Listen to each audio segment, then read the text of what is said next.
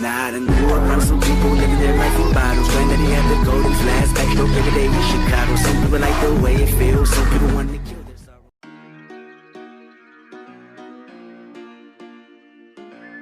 Današnji test vezano za vozilo je Opel Astra H 2006. godište, krajem 2006. godište zapravo.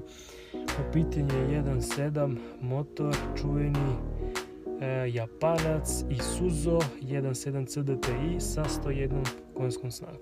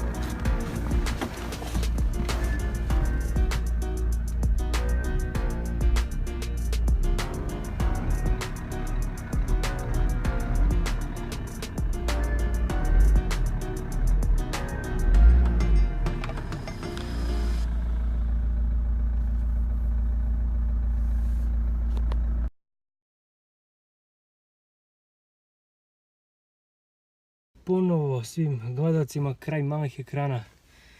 Vidjeli ste u partu 1, odnosno deo 1 koji govori, zapravo prikazuje vozilo kako izgleda.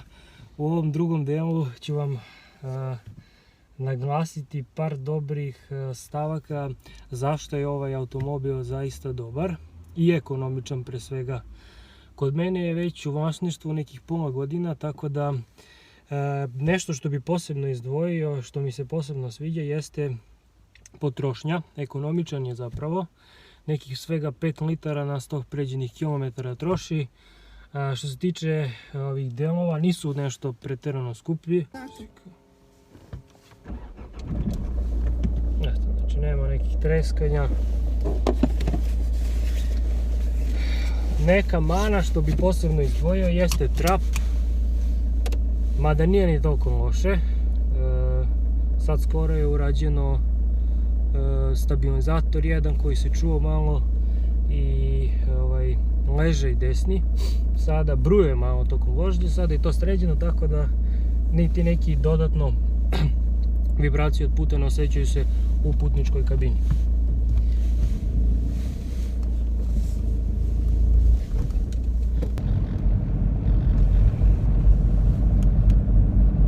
Ne znam koliko prenosi zvuk, ali evo to ste neke vibracije koja se odseće od puta.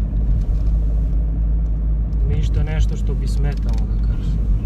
Posebno izdvojio. Elektronika je dobra, to bi pohvalio još. Nema nekih preterano mnogo elektronike, tako da s tim veliki plus u današnje vreme, odnosno na ova novija vozila. Malo bus saobraćaj.